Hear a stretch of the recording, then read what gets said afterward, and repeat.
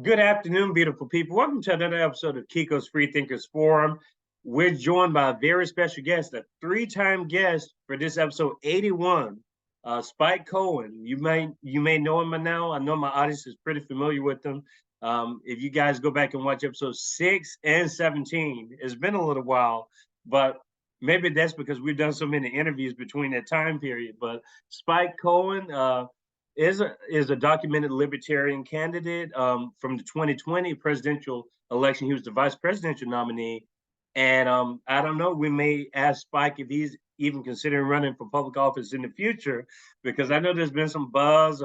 Like I said, very popular, and he has an organization, You Are the Power, that we're probably going to talk about some today too. Again, third time guest. We appreciate his time and coming back onto the show. And we just want to say here from Kiko's Freethinkers Forum, welcome back to the show. Thanks, Kiko. Thanks for having me on, man. I'm happy to be on again. Yes, I'm sure we have quite a bit to talk about today. A lot Oh going yeah. on in the world, domestically and internationally. Just a slight plug in before we start, and just to say thank you so much for all the support, the listeners and the viewers. We've reached over 160 different countries in about 15 months period of time. And that's really with 3 months that I don't even count, because we took down the YouTube channel for a while, but we got it up and running again. We are officially monetized now, so if people want to send support here and there, you're more than welcome to. Everything's going to be free. There's not going to be a paywall of any kind, so everything you see is what you get, and that's for anyone. So again, we appreciate all the support. We have 43% of our audience outside of the United States, and that was always the point of Kiko's Freethinkers Forum, is to make this an international community forum.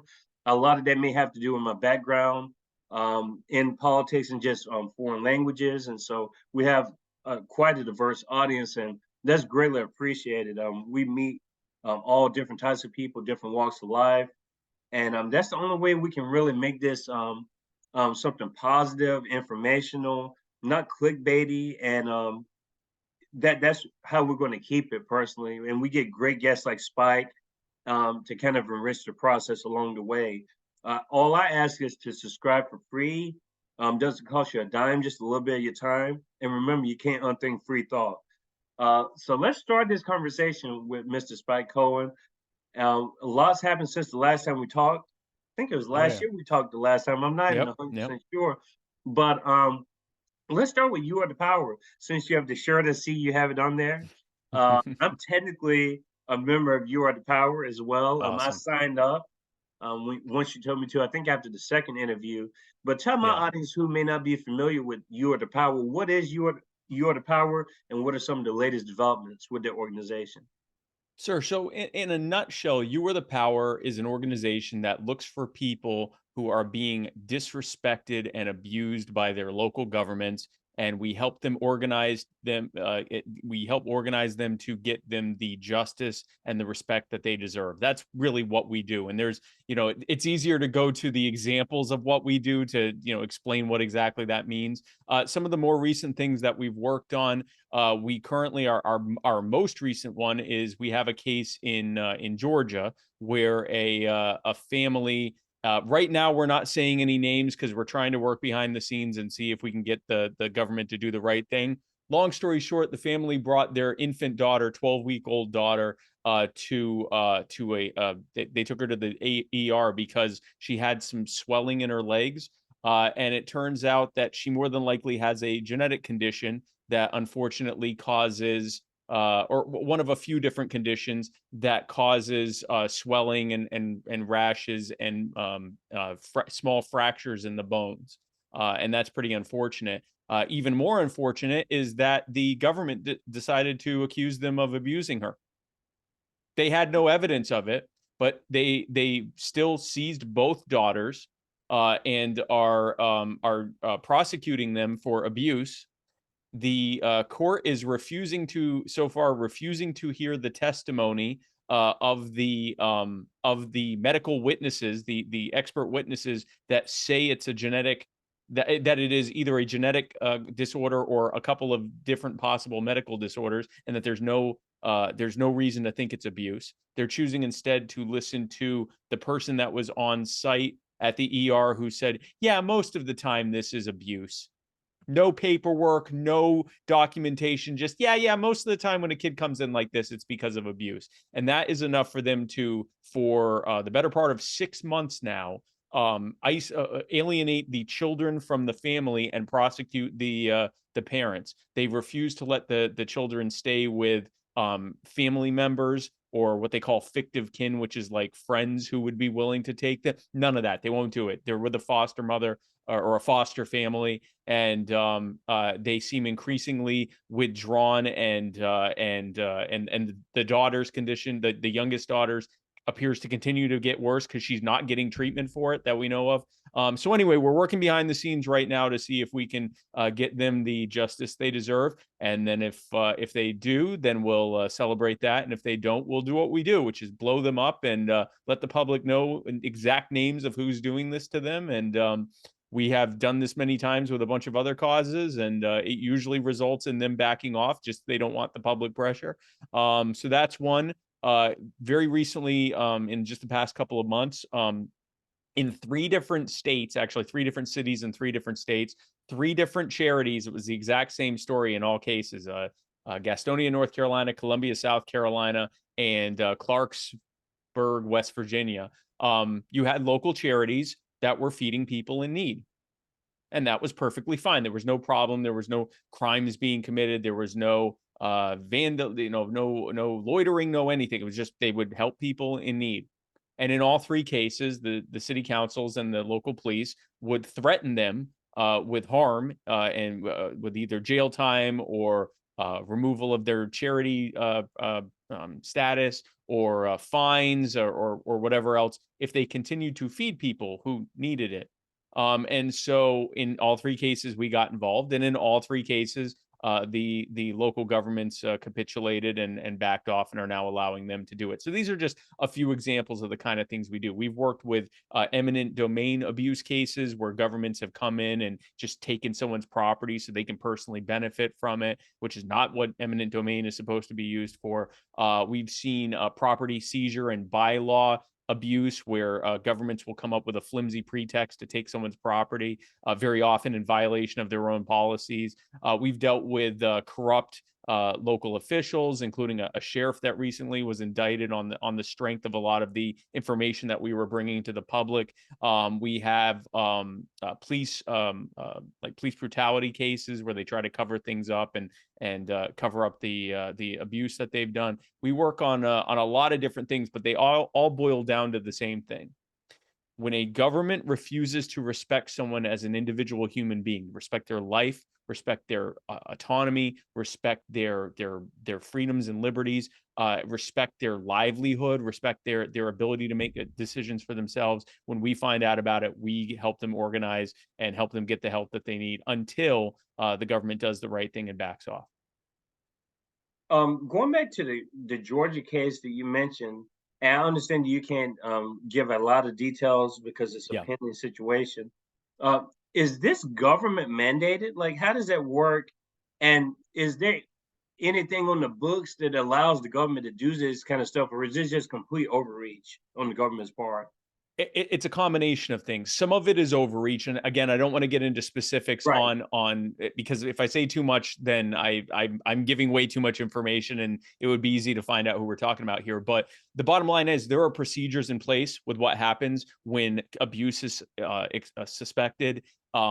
Certain deadlines for when reports are supposed to be given to the parents. Certain procedures and policies in place for the family court. So this is multiple cases of problems, not just with they call it DFACS, DFCS. I think it's Department of Family and Children Services. That's like their version of DSS in Georgia. Not just with them, but with the family court as well. And in multiple recorded instances, they have outright violated their policies. But even without those policy violations, it was now not outside of their policy to seize the children on suspicion of abuse. The problem is, and this is often how the policies are written, they don't have to have more than mere suspicion. They Wow. don't have to have actual evidence. Now, I understand if in a temporary exigent circumstance where you have a kid that there's, they may not have the evidence they need in this moment, but it looks like a critical situation. And so for a, let's say, 12-hour, 24-hour, 48-hour, so just to make sure the kid doesn't end up dying, you say, hey, listen, I'm sorry, but we're going to have to seize the kid. But we're going to find out in the next day or two whether or not we have enough evidence to continue. And if not, then the child will be back to you. And we're sorry. That would be bad enough. It's been 6 months. They have nothing. And this is why I tell people, when people will say, that there's this terrible thing happening, whatever it is, we need to get the government involved. Well, I don't think anyone listening to this or watching this disagrees that child abuse is a bad thing, or that neglecting a child or beating a child or anything like that is a bad thing. Of course, it's a bad thing. We all know that. This is what government dealing with that looks like, because we also hear of cases where people that are clearly abusing or neglecting their children are not brought up on charges, and their children are not taken from them by various child services across the country, because those parents know how to play the system. But it's the parents who don't know how to play the system because they're not doing anything wrong that often get caught up in this. And frankly, this increasingly seems like a term that's used more and more often, which is medical kidnapping. They brought the kid to the hospital, for actually first to the pediatrician and then on their advice to the hospital, because there was a problem. There's not a single parent watching this who isn't probably horrified right now, because of course, if there's a serious problem, you take your kid to the hospital or to the doctor and find out. And they were punished for that. And this is just, it's an example of what happens when we give government too much deference. Sure, if we're going to have a government, then it's going to have to take care of cases like this. But there needs to be some serious oversight here. And more than likely, the best thing we're going to get from this is that they'll give the kids back and say, hey, sorry about all this, kerfuffle. I don't think there's going to be any, I mean, we'll push for it, but I don't think there's going to be any firings. I don't think there's going to be any serious policy changes or anything like that. Maybe there will be. What might happen is that, and I don't know this because we don't get involved in the legal end, but there's a possibility that the state will end up giving some kind of settlement to the family, and the taxpayers pay for that. So the people responsible for this will essentially get off scot-free. Maybe they'll get a strongly worded letter or something like that. But this is what government looks like. This is what government, when we say there ought to be a law, the government ought to do something, this is what government doing something often looks like. So you brought something up there. So just to clear up, you are the power. How many people are we talking about behind the organization? And you're the founder of the organization, correct? Yes, yeah, I'm the founder and president. Well, we have hundreds of active, but we have about just shy of 3,000 members of varying levels of commitment and help. I would say on an active daily basis, we have a few hundred volunteers that are working on all of this. We then have like kind of a core team of people that are paid basically on a part-time basis. We try to use as little money as possible on the cost of just paying people to do ongoing work. But we do have to do that because they're doing ongoing work. Some people are putting in upwards of 40 and 50 hours, and it is what it is. But a bulk of the work is being done by the volunteers at as local a level as possible. So we have our core team that's kind of at the national level, if you want to call it that. Then we have regional organizers. We've split the country up into 7 regions, and then we are increasingly, as we're growing, because we're only just under 2, we're about a year and a half old now. As we're growing, we're now starting to get state level organizers. So as we have more and more causes in individual states, we start putting organizers in place in those states. So we have a North Carolina organizer, we have a South Carolina organizer, we have a California organizer, we have a New York organizer now. So as we're expanding, we do that as well. But yeah, no, there are hundreds of people working on this at any given time. And you say that there are no attorneys involved whatsoever. Well, we had attorneys involved, obviously, with us setting up our nonprofit status and all of that. We have had some cases where we consult with attorneys For example, there's a case with a man named Rasheem Carter who was killed and decapitated. Mm, And this was in Taylorsville, Mississippi. He had asked the police for help. They said no. He said he felt like his life was in danger. They said go away. Later that day, he went missing. A month later, they found his decapitated body, and the police said, "We suspect no foul play. This is, very natural thing for someone's head to just, come off and they die." And so that's how we found out about it. And so we're offering a $50,000 reward for information that leads to the prosecution and successful conviction of at least one person responsible for Rasheem Carter's death. To set all of that up, we obviously consulted with attorneys just to make sure everything we were doing in our policies and procedures for vetting tips that are being anonymously sent to us and all of that, we have a good policy in place that we don't end up screwing up a prosecution if we do get evidence. But generally speaking, we try to stay out of legal matters. So, like, for example, a lot of the causes we work on, the people we help get justice for will very often end up suing the city or the county mhm. or the police department or, individual officials involved and things like that. We don't do that part. If they do that, that's fine. And we might mention that they've done that, in our social media or whatever, but we don't get involved in that. That's a very sticky, messy thing. And so we don't really get involved in that. And very often what ends up happening is they will sue. It will go to some level in the court. And then that government will say, you know what, we're going to settle. And so they'll settle, which is great. I mean, I guess it's a consolation and some money for the person that, had this injustice happen to them. But it's the taxpayers paying for that, Mhm. which is a further injustice. These are people that are they think they're paying for, roads and bridges and parks and things like that. Very often, in many municipalities, the bulk of what they're paying for is they're paying off this multi-year cost for a settlement that has been made. There are a lot of cities where double digits of what they're spending is paying off old settlements. It's just Mhm. insane.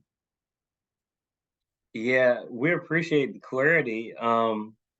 And it's there's so much great work that's already been done. You said you're less than 2 years old.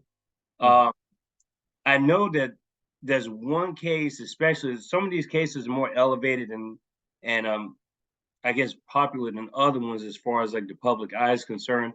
I want Yeah. to talk Yeah. some about the Gastonia, North Carolina situation because Mhm. I know I think back in that first episode 6, we mentioned it some, and I know Yeah. it involved a homeless vet and his dog. And Yeah. as far as I know, the dog passed, right?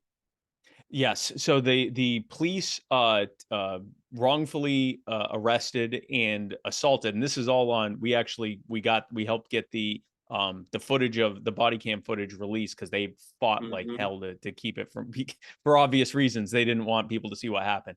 They wrongfully arrested under there was no pretext or reason why they did it. They just made something up.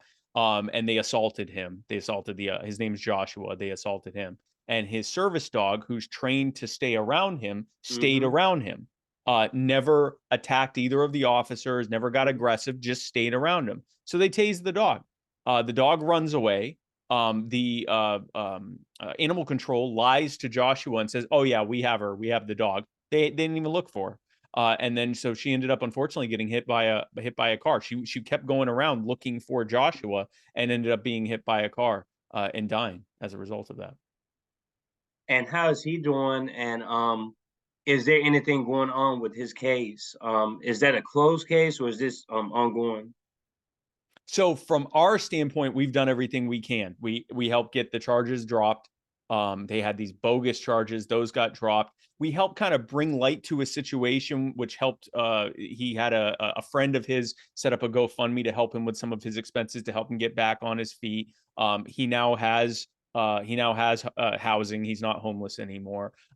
He is now He's actually one of the people that I talked about. He's in the process of suing the city, the police department, and I believe the DA. I may be wrong on that, but he's suing basically all the officials that were involved. He's suing their departments and some of them as individuals as well.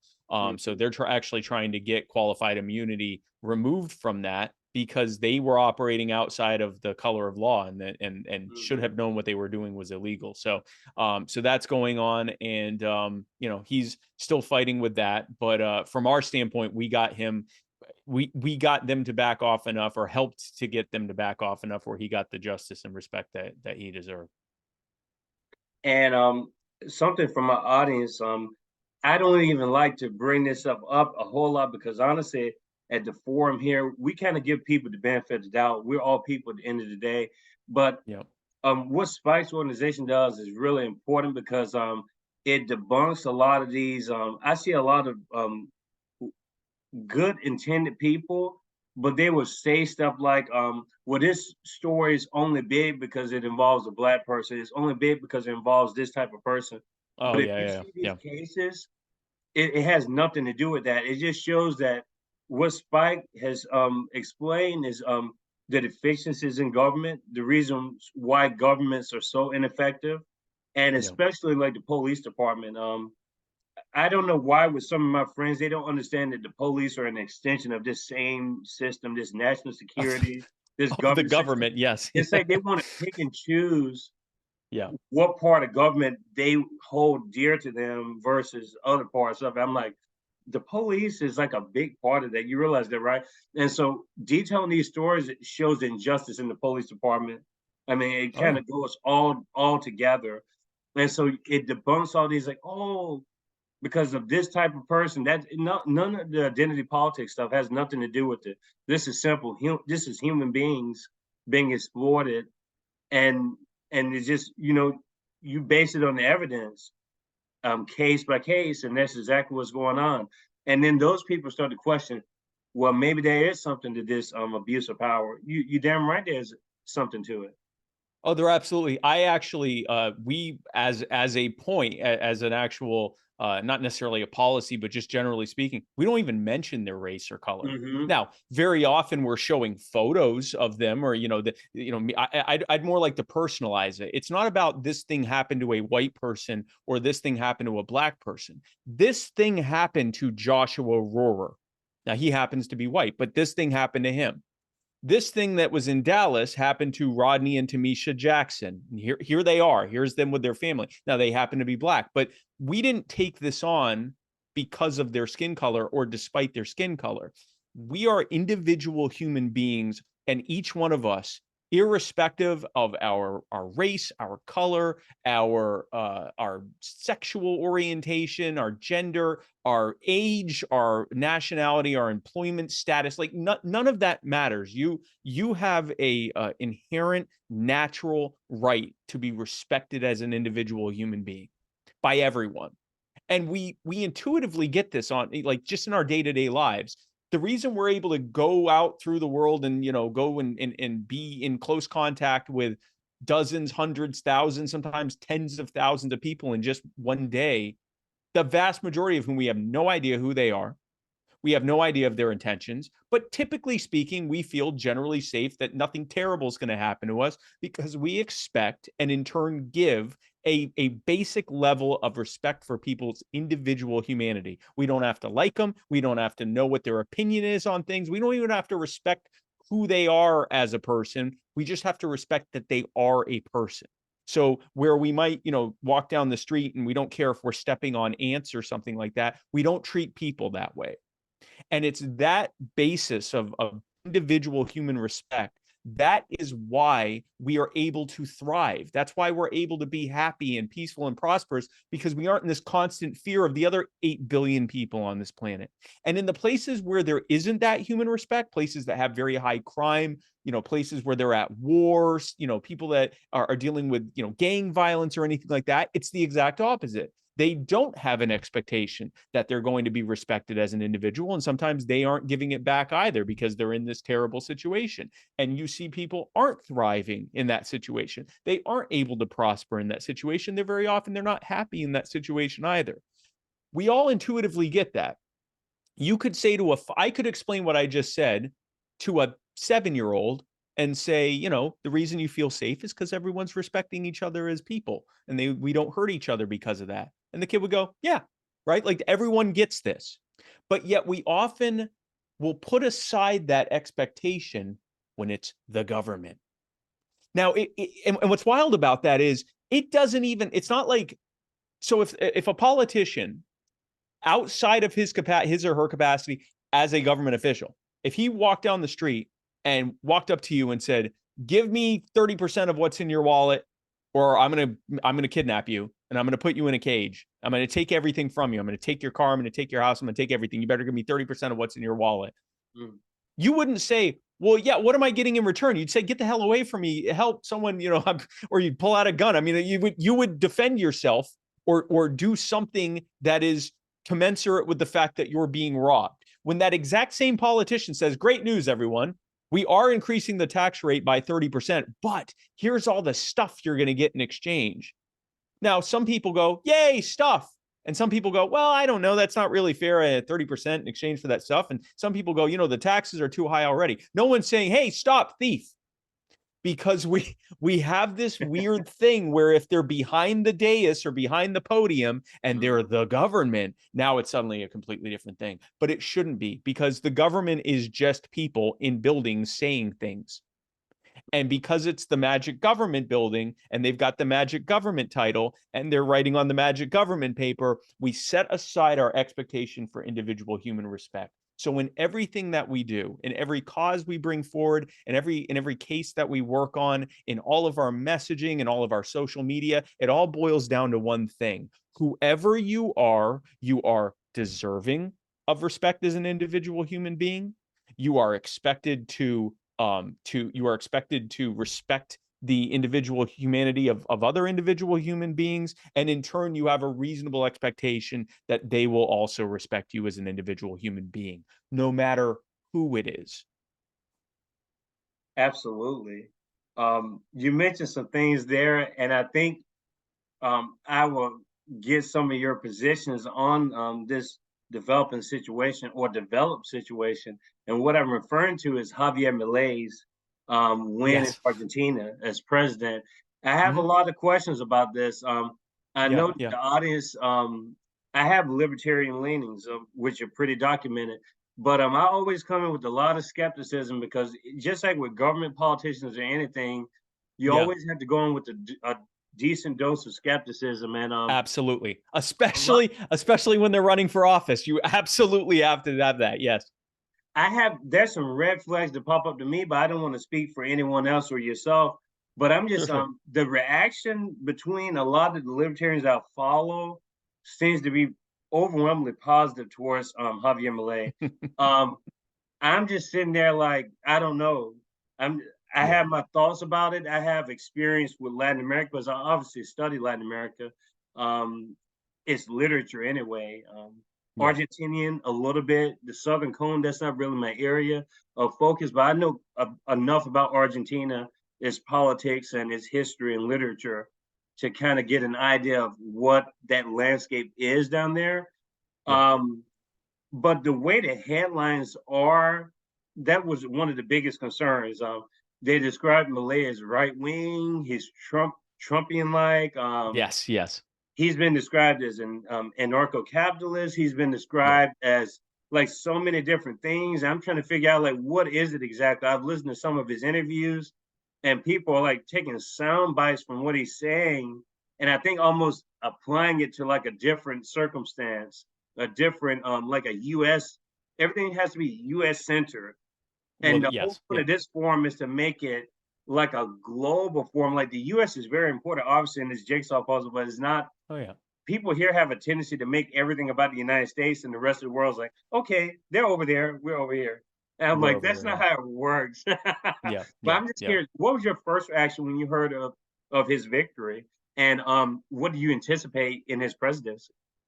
Well, I was very happy to hear he got elected. Now, for some background, I first heard of Javier Milei earlier this year, like towards the beginning of the year, because he was a pretty outspoken. So they call it. He's called a deputy. He's in the Chamber of Deputies, which is kind of their lower house of the legislature in Argentina. So it would be like a congressperson over here. So he was basically the equivalent of a congressman over there.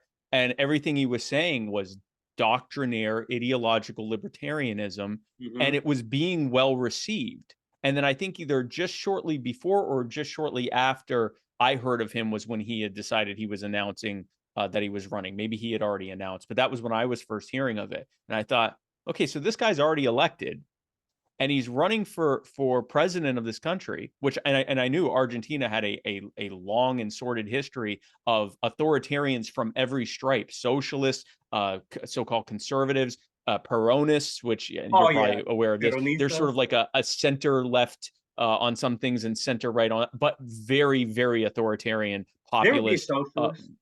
Yeah, yeah. Mm-hmm. On some things, socialist. Some people consider them conservative, so they're kind of somewhat center, maybe center left, but all very much cult of personality around Juan Perón and Evita Perón, Mm-hmm. but very populist, very, very authoritarian.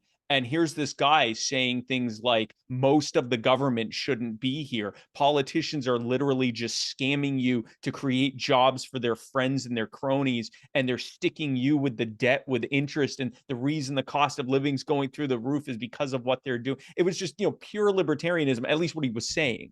And so I'm like, well, that's really exciting. And then in the first round, when he came in first, I thought, well, that's super exciting.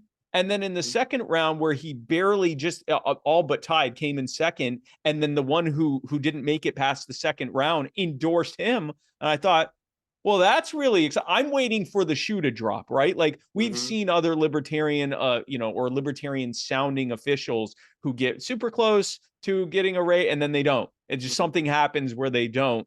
And very rarely are they nearly as outspoken libertarian as he is. I mean, he describes himself as an Austrian economics trained Mm-hmm. anarcho-capitalist in the mold of Murray Rothbard. Uh-huh. He routinely quotes Hayek, and he routinely quotes Milton Friedman, and technically he's Chicago School, but now I'm very much sounding like a nerd now. But I mean, he's quoting, he's quoting Ludwig von Mises. He's quoting like all the people that are like the cornerstones Mm-hmm. of libertarian belief, and it's popular. And then he got elected on it. He got Mm-hmm. elected on a promise that he was going to just slash most of the government, which was not necessary, and then explaining why it wasn't necessary. Very often, and I think that was what excited me most, not just that he describes himself as a libertarian, but he promised to be the most hardcore libertarian you could have without, basically saying, I'm going to shut down the whole government. He's saying, I'm going to shut down most of the government. I'm going to eliminate our central bank. I'm going to start introducing Bitcoin as a legal tender. I'm going to completely get government out of your day-to-day life, except on the most absolutely necessary things. It's just it was incredible that he did that. I share your, as soon as, and then now all the other libertarians are celebrating and we're all like, yay, he got elected. My natural skepticism comes up like, wait a second, what are we not being told? But I'll tell you something, man, like, and we can go through it, but like the red flags that some libertarians have raised, from the most part, when I'm looking through it, there's either a pretty good explanation or it's really just the reality of the situation he's in. One I will bring up, that's very recent, is one of the first things he did after he got elected was come to the States, come to DC, and he Mm-hmm. met with the head of the IMF, and he met with Bill Clinton. And I everyone's saw like, that. oh, there it is. It's all a Saw setup. Well, understand that he is dealing with, I think his country is, I forget how many billions or tens of billions or hundreds of billions of dollars in debt they are to the IMF. He's going to have to make nice with the IMF. He can't just if he defaulted to the IMF, he said, we're not paying you a penny, their economy would collapse. Right. Mm-hmm. So there's going to have to be some, deal making here to try to structure that debt in a way that, won't destroy Argentina in the process, so that they can, begin the process of paying it off. That's part of also why he wants to dollarize the Argentinian economy, at least temporarily. It makes it way easier to pay that debt back. It makes it a lot less expensive to pay that debt back. And it also deals with the inflation problem they have. You think inflation is bad here? Our unofficial rate was at one point a high of 8%. And if you ask the average person, it was probably closer to 20% year over year. Mm-hmm. Their official inflation rate was around 150%. Mm-hmm. Their unofficial rate, their prices have been doubling and tripling every single year for a few years now. Mm-hmm. And in the midst of that, they had a massive recession in 2019 In where 18, their yeah. economy was almost halved. So imagine your money, you having half the money you had a few years ago, and the cost of everything is like 10 times higher. Mm-hmm. He's going to have to work out some stuff, right? He's going to have to do some things that aren't purely, purely deontologically libertarian, but it's deals he's going to have to make in order to be able to not destroy the economy in the process of slashing government departments, getting rid of the majority of ministers, and giving that money and that power back to the Argentinian people. So it's not perfect, and nor did I think. I mean, he said, "I'm going to dollarize the economy. I'm going to have to make deals with the." He said that from the beginning, Mm-hmm. but in doing so, he also explained why he has to deal with those things. He Mm-hmm. explained the Cantillon effect. He explained these things that, what happens when debt keeps building up and building up and building up. So even in having to compromise, he's explaining why he's in a position of having to compromise. So I'm largely happy with him. No, I totally get that. And I wasn't even worried about the Clinton stuff. I mean, the way the political superstructure is set up is like you have to go through certain brokerage Yeah, firms, is why I call them brokerage firms. And that's accurate. Yes, brokers and the Clintons are always around. I mean, hell, as far as I'm concerned, I mean they run the Democratic Party or the blue side of the equation. yeah. And the red side has its group that runs it, and they're all working in this little circle together. But I do like I know that one person can't change, like substantially like the entire system. I mean, you're talking about they have like a parliamentary type system, like within the Congress. He's one person within this big system. And but I can understand why there's so much optimism because he has sided a lot of the people. I know Mike Termont, someone who I've interviewed twice. Mike's actually going to be on our presidential forum this Friday. Good. He seemed to be over the moon. Excited about Javier. The dollarization thing, how is that going to work even temporarily? That was my big question because Argentina is about to join BRICS in January 1st, 2024. And the whole point of BRICS has like a completely different like it seems like it's an ideological difference from what he's doing, like almost like inverse to what the purposes of BRICS is, which is almost like a de-dollarization effort versus what he's talking about. But you mentioned that what Milei is proposing as a temporary thing is not supposed to be this long drawn out process towards dollarization. Is that what it is? Or is it dollarization for the purposes of getting out of this crisis that they've been in? It's at the very least a temporary measure to be able to get out of this crisis. I don't know if he's set an actual date of, this is when we'll transition to X, but his feeling, at least for now. So this is part of the thing, Kiko, and he's talked about this. He doesn't believe the government should be involved in the currency game at all. Right. Like he has talked about how what he loves about Bitcoin is that it returns money to its proper owner, which is the private sector. He has talked about the fact that when, a fiat currency, when you get your currency from a monopoly, the government, they can do whatever they want with that money. They say you have to use this money. And so it doesn't have to retain its value because you, as the customer of using that money, they don't have to worry about losing you. They made you do it. You have to use it. But if it's provided by competing providers in a private market, they can't just run up a bunch of debt in your name and hand you the bill for it with interest. They can't just print out a bunch of money and use it to pay off all their buddies or fund wars or whatever else, fund social programs or everything else, and rob you through inflation. And that's where he was explaining this, that when if I am in charge of the government and I say, I want to spend $1 trillion, but instead of taxing you that $1 trillion, I'm instead going to have my central bank print out $1 trillion. And I'm going to have it loan me that $1 trillion. And I'm going to make you pay that back with interest over the next 40 years or whatever. But also, not only are you now paying it back with interest, But you also, because you've added that $1 trillion to the monetary supply without increasing the value of the economy by $1 trillion, what you've done is you've devalued every single one of those dollars. So you have $1 trillion more dollars chasing the same number of goods and services, which means the price of everything goes up. That's actually why they call it inflation when they talk about the cost of living increase. They're referring to the monetary inflation, which leads to price inflation. So that's why they call it that. Now he's dealing with inflation that would make our eyes bleed. Like we can't even, it's like absolutely the insane. idea of things tripling every year that's just insane. That destroys society. You know, you have people outside with chainsaws.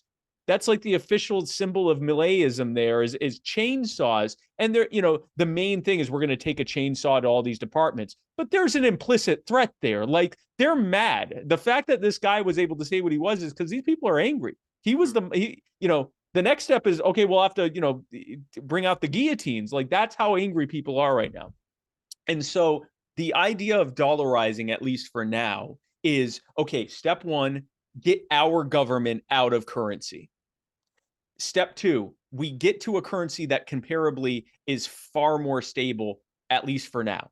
Step three is we start allowing all these other things to be considered legal tender. Other countries' currencies, Bitcoin, other cryptocurrencies, gold, you know, precious metals, all these things get to be considered legal tender. And the value of it determined not by us, but by the market. The market determines the value of each of these respective currencies. And by doing that, longer term, they've gotten the government out of it. The government now can only spend what it can tax. The government can't just run up a bunch of debt and have a central bank that doesn't exist pay it off anymore, right? So it's not just I'm going to dollarize, you know, that's now going to be the official currency.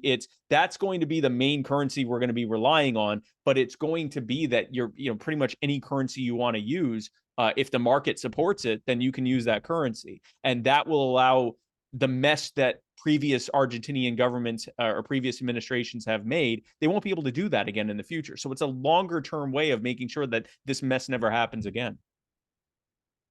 Guys, there's so much you said there. I tell you, like good stuff. And I'll tell you, based on what I'm hearing from you, and just like I thought that you would come in with this like thought process, which is refreshing, honestly. You understand the nuances and the idiosyncrasies of the situation in Argentina, as opposed to a lot of people who I think they just went in without any context at all. It was just like, it's fine to like support it, cheer it on or whatever. Yeah. But it's like, you got to like, do you understand like what Argentina is going through? Like, that's the reason why and the mainstream media plays into this big time, because it's easy for them to like compare like Trump, and then they talk like, who the fuck cares what Ted Cruz thinks about it? Like they had like Ted Cruz like his take on Javier Milei. Who fucking cares what he thinks or whatever? Well, like, especially one of the things I loved was all of the conservatives, especially in the States, but just really in general, the conservatives that were happy. And listen, I'm happy if you're happy, but this guy's no conservative. This guy is not just a libertarian, but he's a hardcore anarcho-capitalist. Like he's me as an Argentinian. Like he's a straight up Austrian economically based anarcho-capitalist he's quoting Hans Hermann Hoppe and Rothbard. I'm going to do the nerd thing again. Like he's routinely explaining libertarianism as it applies to the problems facing Argentina, but not like, you know, constitutionalist, minarchist, libertarian. He's like applying anarchism to why government is a problem. He's not running he's not going to try to run as an anarchist. He's running basically as a minarchist. He's going to reduce government down as much as he can, but he's explaining from an anarchist standpoint, calling himself an anarchist, why government is failing people. And no doubt he's going to continue explaining why government in any capacity fails people, right? That's what we do with You Are the Power. We're showing examples of, listen, if you give government any power, they abuse it because of the nature of the arrangement. But the point of that is, and this is also a big part of why libertarians got excited. it wasn't just that a libertarian got elected, it's that a libertarian got elected saying libertarian stuff and promising libertarian stuff. So that's a big part of why libertarians got so excited. But yes, it's been incredible to watch conservatives be like, yes, one of our own got elected because they said he's on the right. And I was like, no, he would call you a socialist and start cussing at you too. And That's exactly. in fact, a lot of when he lashes out, yes, it was socialists that were currently in charge or Peronists that were in charge. He talks about the failures of the previous conservative governments. Of course, he is a hardcore libertarian. Another thing that's important to know about libertarians getting excited.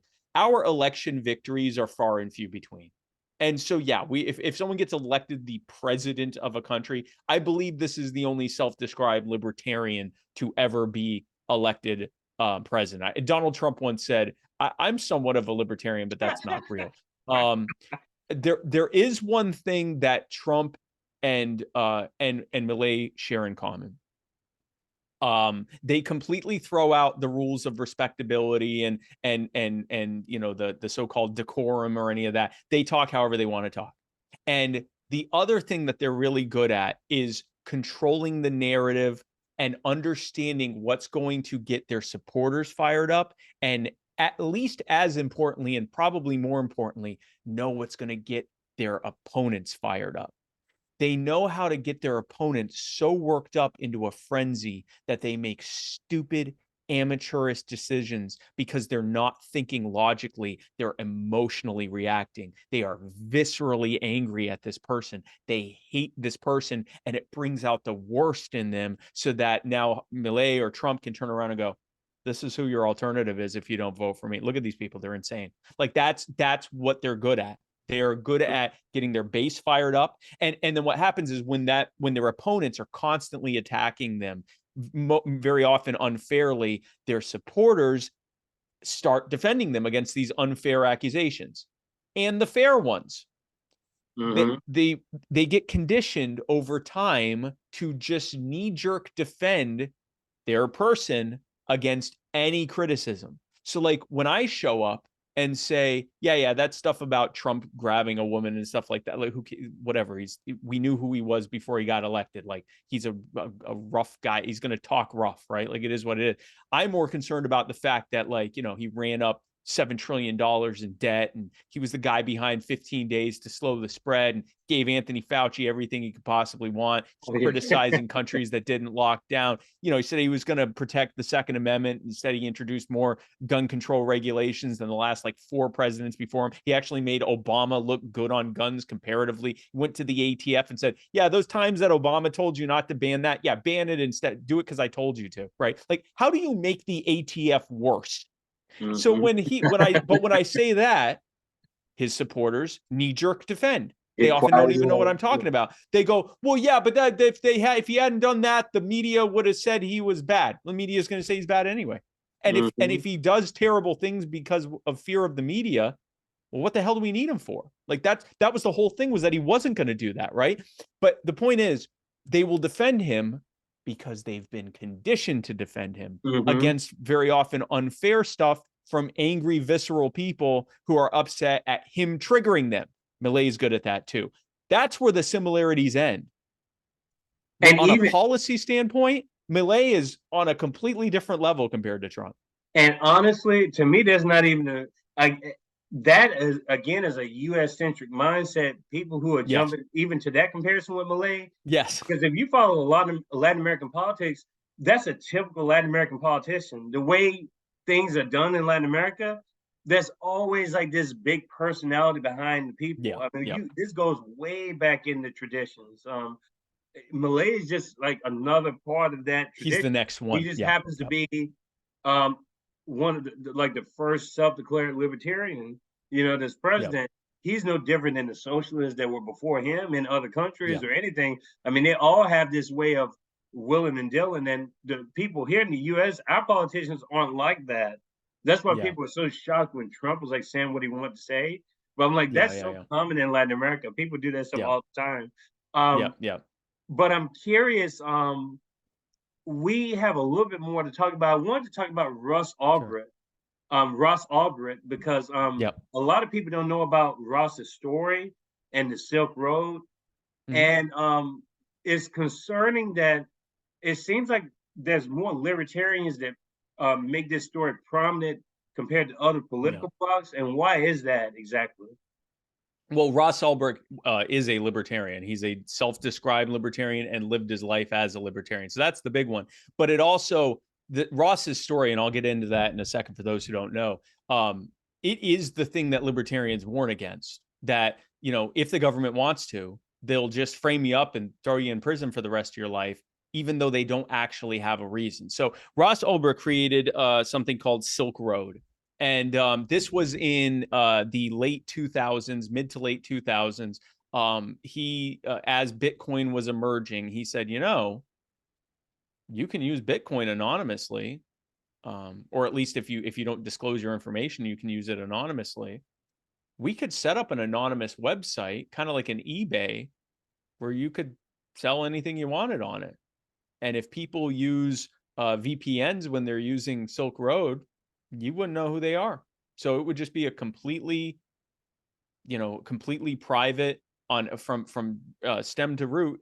It would be all the way completely private, and people could sell whatever they want. Now, because he's a libertarian, he put some rules in place. You can put we're not, if you put drugs on there, that's your business, whatever. But you can't offer to kill people. You can't violate the NAP. You can't offer to assault someone for someone. You can't offer anything that's going to be a violation of basically respecting someone else's individual humanity and autonomy. And also because he was a pacifist, he didn't allow the sale of any weapons either. So in addition to being a libertarian, he's also a pacifist. So he said no sale of weapons, even though it doesn't violate the NAP. We don't want to be involved in that. We don't want any kind of harm. So they didn't sell any weapons on there either. And so he did very well. They accumulated quite a bit of Bitcoin. Now, this was back when Bitcoin was worth hundreds of dollars, or I think initially dozens of dollars. Like it was very early on. And I think it was the early 2010s when it started.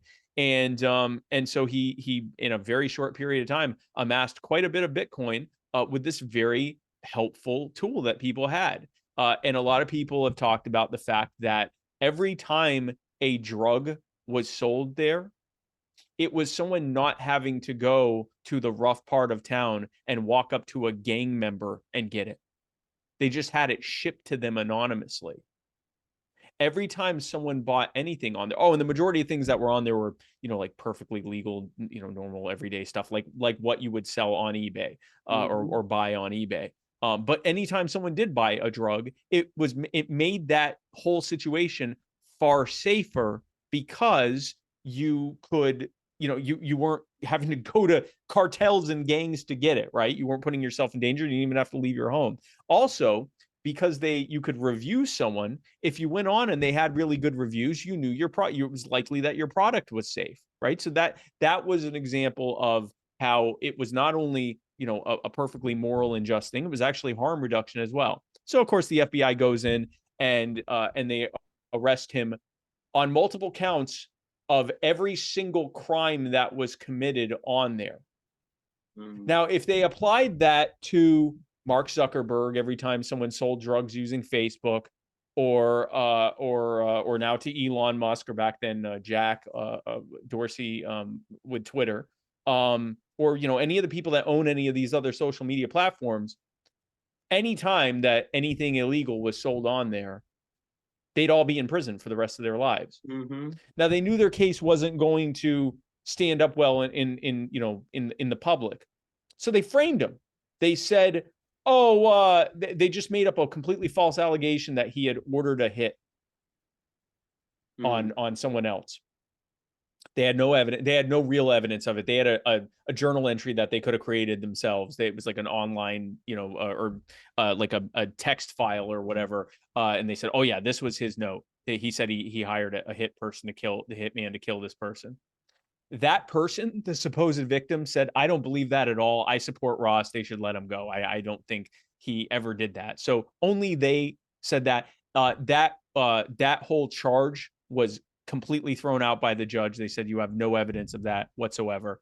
But they continued to say it to the press. So to this day, if you say, Ross Ulbricht, a lot of people go, yeah, isn't he that guy that like put a hit out? He like ran that illegal website and he put it. No, it's not true.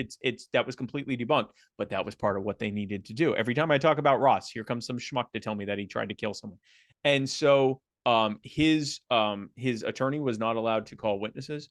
The vast majority of the witnesses were not allowed. There very often was not allowed to object to things that were happening in the court. The fact that the star witnesses, the FBI agents, who were their main source of testimony, had been fired for corruption and were being prosecuted, that was not allowed to be brought up in court. It just multiple cases of abuse of the court system.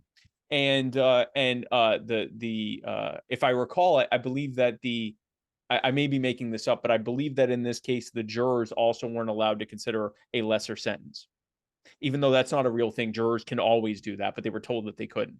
I may be confusing that with another case, but that happens a lot, and that's not legal. But anyway, so he was given multiple life sentences, and unless his sentences are commuted or he is pardoned, he will spend the rest of his life in a federal prison. And I've become over the last few years, I've become really good friends with his mother, Lynn Ulbricht. You might actually want to have, I can talk with you afterwards. You might want to have her on the show. She's an incredible, dear woman. She moved across the country to be closer to Ross so that she can visit him more often and just so that he knows she's there. Imagine that situation. Your son who has done nothing morally wrong, and who, if they had wanted to charge him for, running an illegal a website that allowed illegal things or something like that, comparatively, like the person who they got who ran Silk Road 2 when they tried to put it, he got a few years, he's already out. Other people that were involved in the case either had were given immunity or were given a few years. So, okay, great. You arrest him and give him a few years for running it, and you give him a slap on the wrist. They also seized all of his Bitcoin, by the way, which is now worth billions. But they gave him multiple life sentences. And the message was clear. If you try to, work outside of what we, our central banking system, our what's allowed system, we'll destroy you. We might destroy you. We might give you a few years, or we might just throw you in prison forever. And imagine being the parent of that person and moving closer to where the federal prison is, hopefully to visit at times when visitations are allowed, but just so they know you're close, even though they can't see you on a day-to-day basis. It's mind-blowing. It's terrible. Yeah, there's so much. We know we have a lot of political prisoners caught up in the system now. I mean, Yes. Sounds so much like Assange. A lot of these. Very similar. Yeah. I was thinking about reaching out to Stella. I'm open to that. I know it's a very sensitive thing, especially having like the parent or a loved one or a spouse, and dealing with that trauma and everything else. It's horrific. Yeah. But I'm definitely open to it. But I thought there was worthy enough to get it to share his story because enough people don't know about it. Yeah. I followed it some, but it just goes to show you how we're in these different corners politically. The mainstream media is not going to shed light on this story. No. If anything, well, actually, they did. They did. They shared the bogus nonsense about the hitman. That's all they shared. Mm-hmm. And then once that was dropped, they kind of backed off. And then once everything out there, like, yeah. So, but they shared government propaganda, of course. But then once it looked like, it was a lot more messy than that, they just kind of backed off and stopped talking about it for the most part. There's been a couple journalists that have written some articles and stuff, but like, you're not hearing about it on mainstream media that there's a guy who's in prison for the rest of his life. There's another one, a guy by the name of Leonard Peltier. He was of course, yeah. American Indian movement, right? This man was literally, it sounds like you know his story, but for those who don't, he was part of the American Indian movement. And what they did was they found out there was a loophole in federal law that if federal land was being unused, the natives could occupy it and say, give it back to whatever tribe this was taken from. And so a couple times they occupied federal buildings and the land around it that weren't being used and said, yeah, we're holding up here until the courts give it to us. And that worked. It worked. They literally held it up. There was one in, I believe, Washington State, and the FBI showed up and the state police showed up and they were in a standoff and they're like, no, we're not leaving. And the court said, yeah, no, it says right here that if it's not being used, it was whatever treaty that they had. If it's not being used, it has to be given back to the tribe that owned it, that it was taken from. And so they were literally getting, parcels of land, however many acres at a time. That, in fact, that building is now a native cultural center in Washington that whatever the tribe is there runs. And they did this over and over again. Well, that wasn't going to be allowed to happen. They weren't going to let them just go around and take back land that was stolen from them. How that's insane. So they framed it. Yeah, right thing. The land we were supposed to give back to them without them even telling us. Absolutely not. So they tried framing him for murder. First time it didn't work. Second time it did work. He has appealed it. He's now in prison for the rest of his life. That was in the 70s. He appealed it, and I believe in the 90s, the courts determined that there was not sufficient evidence to prosecute him. And they upheld the sentence. They did what? They upheld the sentence. They said there's not enough evidence to have convicted you. So we're going to keep you in prison for it. So yeah, no, political prisoners, absolutely. Yeah, very sad situation.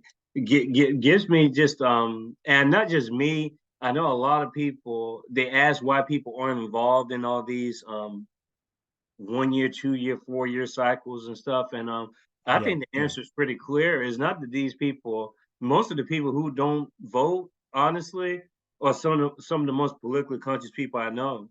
And I think that that's a tactic too, just to shame people. Like, oh, guys, say, why should you even bother comment on it? You're not going to vote anyway. But it's like, do you understand why people think like that? Because of these kind of situations. It's not a vote of no confidence. Yeah. Yes, people want to be involved. I mean, I'm not convinced that people don't want to be involved. It's just when you see it just going to a dead end every time, it's like, come on. I mean, it can only take so much. But absolutely. I have final thing to clear up with Javier Milei, especially if he wants to I guess shrink the central bank, wouldn't that involve the US central bank if he's trying to broker a deal with the United States and the US dollar? Like, wouldn't he have to deal with central banks anyway? It wouldn't be an Argentinian central bank, but he would still be dealing with central banks, wouldn't he not? So my understanding is that there doesn't really need to be a deal per se. Now, he may decide to strike one to get favorable treatment by the Fed and the IMF, to help structure their debt. I honestly don't know with that. But I don't think you necessarily have to. If you eliminate the central bank and say, we accept the US dollar as legal currency, as legal tender, we accept the euro as legal tender, we accept accept Bitcoin and Ether and Dogecoin and whatever else, and the ruble and the Chinese currency, the renminbi, the yuan, like we accept all of these as currency, then I don't think you necessarily have to. But my understanding, I do believe he is working out something with the Fed, with the U.S. government, again, as part of getting favorable conditions to structure this debt, this massive, ridiculous debt that they have, and get it under control without, choking off the Argentinian people or the Argentine economy. So I think there may be a deal happening, but I think the calculation is, this is a good way to get rid of our central bank because it's it's like comparing, it is literally comparing a currency that is experiencing, let's say at this point, double-digit inflation numbers, 10, maybe 15%. I don't believe the official number, so I'd say 10, 15%, versus one that's experiencing 200-300%. So at least for right now, it is comparatively far more stable than what they're dealing with. And it could potentially get them some favorable treatment in how they're structuring their debt and all of that stuff. So yeah, I mean, again, and he said he was going to do it. So it is a compromise from pure Rothbardian anarcho-capitalist libertarianism, but honestly, so is keeping the government at all. I mean, he's already compromising from his principles by allowing the government to continue existing, right? Or even being a part of the government. So he's making deals to try to get things down. Now, I will say this, and this is important. He's a politician. He's an elected official now. It's great and will always be great that he got elected saying this stuff, because it means that we can get elected saying this stuff. If you can get elected by explaining libertarianism in a way that actually connects with people and their everyday real concerns, not just talking over their head and talking about philosophy, but actually talking about why things are happening and how our solutions fix it, you can get elected doing that. That's huge. But if he doesn't follow through on what he said he was going to do, if it turns out he was, a WEF stooge or whatever, we need to be the loudest ones holding him accountable. I say we, I mean libertarians, because we can't show up and go, yeah, libertarian, he's a libertarian, he's a libertarian. And then if he starts screwing up, we go, and for two reasons. First of all, because we need to be honest. If we were honest about how happy we were, we need to be honest about being disappointed. But also, he's got a mark on his back. If he screws up, the Argentine people are going to continue to suffer, and the global corporate media will be more than happy to say, this libertarian gets into office and look at how screwed up everything is. Look at how terrible, he completely screwed the pooch here. Oh yeah, vote libertarian. Look at what happened in Argentina. And if we weren't sitting there from the beginning saying, this is wrong, this isn't what you said you would do, you're violating your principles, you're violating your promises, you're governing like a statist, you shouldn't do that. If we weren't the loudest ones saying that, then we have no business and no hope of trying to say, well, no, that wasn't real libertarianism. We sound just like the socialists when, we show them examples of socialism failing and they go, well, but that's not, we meant like Norway, like that. And then if you bring up something that's not going well in Norway, they're like, well, we can't do that.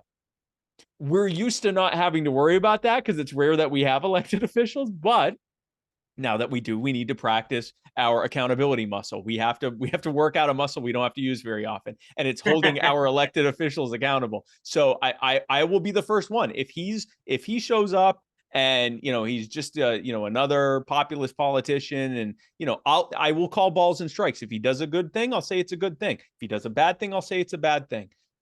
Donald Trump, one of the most authoritarian presidents we've had in significant time, and in not just action but in speech. We're going to make people do this. We're going to some of the things he said. When he did something right, I'd say it. Mm-hmm. If he did something right, I would say it. When he didn't start any new wars, I said, that's great. He didn't start any new wars. When he talked about getting out of Afghanistan, I was like, yeah, fantastic. He didn't, though. And when he didn't get out of Afghanistan, I said, this isn't good. When he negotiated a deal that would result in the withdrawal of Afghanistan that happened shortly after he got out of office, I said, good. He's kicking the can down the road, but at least he's kicking the can down the road. At least he put down a can to kick. Like, there was no can before that. So anytime he did anything right, I'd say it. And that meant that when I could criticize him on doing something wrong, it meant something, because I wasn't just an anti-Trump guy. Same thing with Biden. If Biden does something right, whenever that happens, I will be the first person to say it. Whenever that, I'm sure any minute now. I'm sure. I'm like, actually, I will say a thing. He got a lot of flack for the way that for what happened when he pulled out of Afghanistan. Now, there were better ways to do it. There was clearly not much planning that happened, and I think a lot of people in his administration just assumed that he'd kick the can down the road, but he didn't. And so when he was getting a lot of flack, especially on the right, about how that happened, I said, listen, it was never going to be pretty.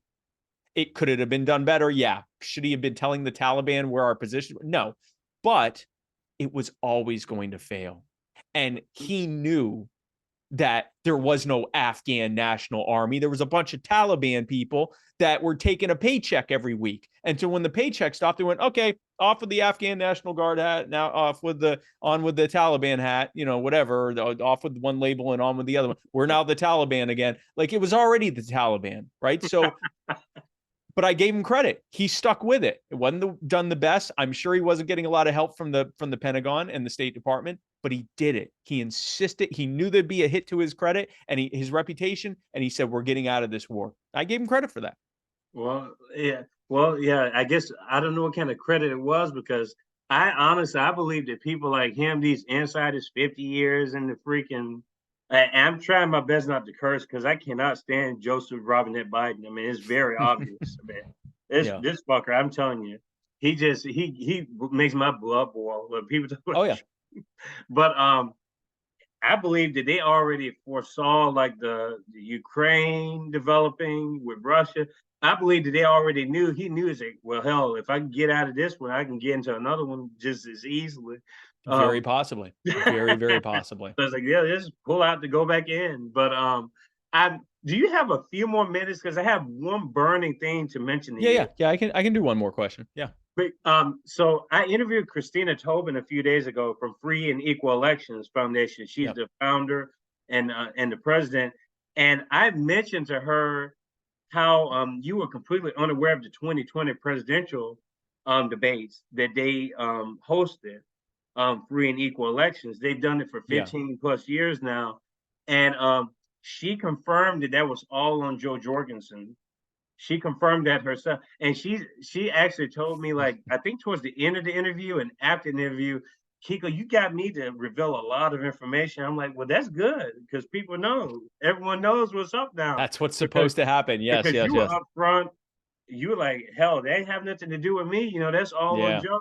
And she confirmed that Joe basically wanted to have a debate just with Trump, share the stage just with Trump. Yeah. And Trump's team completely were like, no, we're not doing that. We're not Joe going to elevate a Jorgensen. libertarian. Yeah, Joe Jorgensen in 1996, she was Harry Brown's VP pick. So she was in my position in 1996. And they took part, Harry Brown as the presidential candidate and Joe as the VP candidate, took part in in one of the third party debates. And she, prepared and was a part of it and everything. And the headlines, if there were any, were, look at these weirdos in this third party debate. And she walked away from that. This was in 96. The internet was relatively new thing. Most people were still getting their news from newspapers and TV. And what little coverage there was look at these schmucks over here. Oh yeah, I'm running for president. And they talked about them like they were lunatics. Like it was not favorable coverage. And so she walked away from that saying, I would never do that again. And so, it's now 2020. You can have a good performance in a debate, even if it's the third party candidate debate, and that can explode on the internet, right? Mm-hmm. Can you imagine me with the other VP candidates? There would have been viral clips left and right. So whenever any of these opportunities came up, I would say, I think we should do this. And what I kept hearing was, they don't want a repeat of 96. And another thing I kept hearing is Joe doesn't want to be seen as being at the kids' table. She wants to be in the big debates. Well, we already didn't qualify for the big debates. We weren't being included in polls, and you need to score a certain percent in the polls to be included in the big debates. And they weren't including us. So we weren't going to be in the debates. I got news for everyone. We are at the kids' table. And you have to get on top of the kids' table to reach for the other table. It is what it is. Like, yeah, it sucks. But the reality is that's where we are. And yeah, so I was very much and will continue to be. I mean, it's not necessarily you have to be in every hole in the wall debate, but you definitely, if the other like serious candidates that are third party candidates are part of a debate, you damn well better be at that debate, and you give the best performance there, and you clip the hell out of it and put it on all of your social media, and you hope others are doing the same, and you get as much traction as you can from it. Any opportunity you have to get in front of as many people as you can when you're running for office, you do it. And if that was our best opportunity, was to be a part of their debate or any other debate that was being hosted, we should have been at all of them. I tell you what, that's some sound advice to people who are currently running. And people can take their comment either way they go. It's sort of a targeted comment, to be honest with you, but only me and that person knows who this is referring to, because there's been some interesting developments just with my first presidential forum that we're going to have this Friday, which I'm super excited about to host this. And I was inspired by Christina Tobin and Free and Equal, because I think that should be more independent media doing this kind of stuff. I mean, if you're going to be about to talk and walk the walk, then if you're not for the duopoly, then you need to find a way to elevate people who are outside of that duopoly.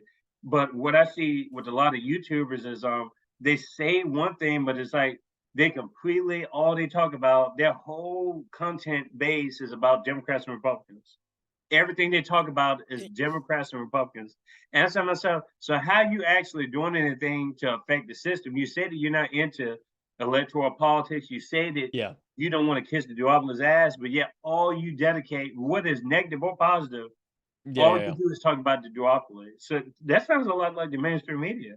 I agree, and the problem is some of it is, I wouldn't say unavoidable, but some of it is sort of like the inertia of the fact that virtually every elected official in the United States is either a Republican or Democrat. Even in the so-called nonpartisan races, most Mhm. of them now get elected because, you know, the local Republican Party or local Democrat Party puts out their list. In these races, vote for these people, even though they aren't listed as Republican or Democrat or whatever. And so if you're covering politics, well, that's going to include you're going to have to talk about elected officials, the vast majority of whom are virtually all of them are Republican or Democrat. So even if Mhm. you say I am committed to talking about about these other candidates and these other ideas, it's hard not to end up talking about it. I mean, when I would do our Muddy Waters of Freedom, which was the podcast I used to be a part of, and we talk about weekly news, we made a point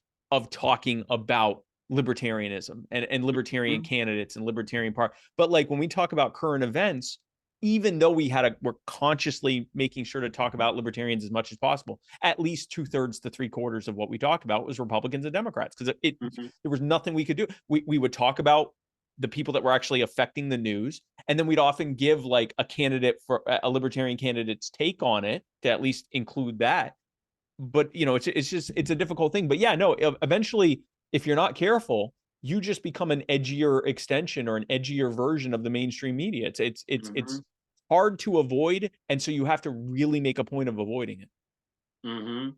Yeah, absolutely. I'm not going to get too much into the field with the libertarian candidates. There are more people adding on to the race as we speak. I mean, there's so many people running for president this cycle. Yes. Um, so many people. Um, I don't know. I made kind of like jokingly earlier when we started this conversation if you're going to Yeah. run because I've seen this stuff on X like people want Spike Cohen to run for president. People already got VP picks for you and stuff. Yeah, Are, yeah. are It's you they got the entertaining whole thing that, planned or is out. that Yeah. just something that's like whimsical at this point? Like, or is it something that Yeah. you've thought about? Yeah. Oh no, I'm thinking about it increasingly more with each day. I haven't ruled it out, and a decision is coming sooner than later. And I don't Okay. want. I'm not being obtuse when I say that. I don't know yet, and I'm closer than I was even a couple weeks ago to knowing one way or another. But it has always been the main question is how can I best serve the liberty movement and the Libertarian Party by extension? Is it to stay in my lane where I am with You Are the Power and grow the liberty movement that way, and to continue to grow and focus on growing and expanding and bringing more people into the movement? Because that's the other thing. When we do these causes, we aren't just helping those people, we're organizing their communities and talking with them about human respect and about libertarian ideas and solutions. And when I say libertarian, I mean small L, like philosophical libertarian idea. And we're bringing them into the movement, not by trying to argue with them, but by bringing them causes that they already agree with us on, and then just kind of bringing them along the way over to libertarianism, and not just libertarianism, but libertarian activism. So should I stay just solely in that, stay in that lane, or do I take basically a year-long break, put a good team in charge of You Are the Power to keep it meeting all of its goals, and make a run for president, and basically do a year of that, assuming I don't get elected president. If I do get elected president, now I'm president of the United States. But assuming that I don't get elected, because our odds are somewhat low that would happen. To do that run and to grow the liberty movement in that way. And in order to answer that question, there are and have been literally hundreds of other smaller questions that have to be answered. So it is something that I am considering. I have not decided one way or another, and I am, and it's not just me sitting here going, well, I don't know. I mean, I'm making some serious Yeah, considerations yeah, yeah. on whether to do it or not do it. And the bottom line is, once I know, everyone else will know pretty soon after. I don't plan to be coy about it either way. I have learned this by just talking with some people off camera. It's trying on your inner circle and family when you run for public office. Oh gosh. I don't Yeah. think people That's a realize. big part of it. I didn't realize how much goes into that. Just the potential strains on the family, just having to meet all these different obligations, not just financially, but just all the time that's required to. Especially those last 3 months, and this is at the bottom of the ticket, but I was also filling in a lot for Jo because she went back to work full time. But anyway, if you're at the top of the ticket, those last 2 or 3 months, you are maybe sleeping 2 to 4 hours a day if you're doing it right. If you're getting the attention that you're supposed to be getting and you're getting out there and getting in front of as many people as you can, you are doing every day multiple interviews, at least 1 or 2 in-person events. You're doing, fundraisers, you're meeting with donors, you're doing in-person interviews, you're doing remote interviews, you're hitting drive time radio in the mornings, and you're hitting the podcasts at night. You are not stopping. So you're not, and you have to be on. You're not just awake during that time. You have to be effluent and effervescent. You have to, make sense in what you're saying. You have to not just be on, you have to be the Javier Milei, right? You have to be the one that people go, this is the most incredible thing I saw. I need to clip that and share it with all my friends. Like, you need to not just be there. You don't just have to be comprehensible. You have to be so on that it draws people to you. And you have to do that like 20 to 22 hours a day for the better part of 3 or 4 months, and 16 to 18 hours a day up until then, for the however many months before that. So if I decide that I'm running from that day until election day, at the very least, that will be probably the last time I get 8 hours of sleep. So just that alone is a huge consideration to make before you think about the prying into your family and trying to find out stuff about you, and people calling your family members and stuff like any of that. Just the lack of sleep is just an incredible thing. There were times I was just basically on fumes, but you can't pretend to be on fumes. There's a reason why a lot of politicians, and I say this as a former or a recovering drug addict. I've been sober for 17 years now, just over 17 years now. I totally get why a lot of elected officials use cocaine, because you have to be on, and you have to be there, and you have to be the most excited person in the room. You have to be the most excited and optimistic person in the room on nothing, on fumes, on as little food as you were able to shove in your mouth before you do the next interview. So just that toll before you get into anything else is huge. So that's not what's holding me back. It's a lot of other questions, but yeah, no, that's a big part of it. But I will tell you this. If that's the only thing left is just the toll it's going to take on me, that won't be the deciding factor against it. I was honored to be the one who was given that responsibility. And so if I chose to do that again, I would be absolutely honored to take it on, but it will not be easy. Well, Mr. Spike Cohen, we here at Kiko's Freethinkers Forum, we appreciate your presence. Every time you come on, we have great, engaging conversation. This is the 3rd time around, and hopefully we have many more down the road. Absolutely. But as far as my audience is concerned, we have a lot of curious members in the crowd. And if they have a question or a comment, what will be the quickest way to contact you? Best way to reach me is to go to either the You Are the Power website, and there's a contact form that you can reach out there. You can also you can message me on my different social media platforms. But I will tell you, it's like trying to drink from a fire hydrant. I get a lot of, and I'm very appreciative of every message I get, but it is nigh impossible it is impossible for one person to stay on top of. And even with a person who's dedicated to going through my social media, it's still nearly impossible to stay on top of. So, I'll tell you what, if you have a cause that you would like to have You Are the Power take a look at, best way to do it is through the youarethepower.net and go to our contact form and fill that out. If you have just a general question, either messaging me or tagging me on the social media is probably the best way. And unfortunately, like I said, I hopefully can get to it, but I can't make any promises. I get tagged in a lot of things and I get a lot of messages, so I try my best to keep up with it as best as I can. But yeah, if you have a situation where you or someone you know is being disrespected by your government, reach out to us on You Are the Power. We will have our team look at it, and if there's something we can do to help, we will certainly do that. Well, beautiful people, this was an absolutely incredible episode 81. I know that it's going to have great reception, like most of my interviews have had in this 15-month, 16-month span. And we have so many wonderful guests coming down the road.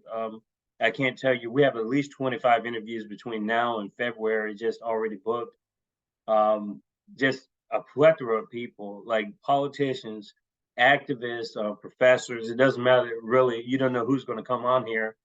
And that's the surprise factor. That's what I like about it. We have some sports journalists coming on down the road, people requesting people to come on. But accessibility is a big thing. And some people, based on what Spike said, um, I've kind of gotten the insight of what these presidential campaigns look like, and people going on camera. And we can't thank people like Spike Cohen enough to come on smaller platforms like this, enhance independent media. And all I say is to subscribe for free on Kiko's Freethinkers Forum. Support independent media. I'm not asking for a dime, just a little bit of your time, and just to expand your mind some, because I know people are already following a bunch of things as it is.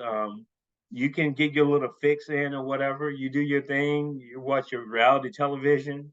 You watch your fake news or whatever you want to watch. But I mean, hell, give Kiko a like, or support me too. And I don't mean money. Just share the videos on your social media and tell people about it, because you never know who you're going to get on here.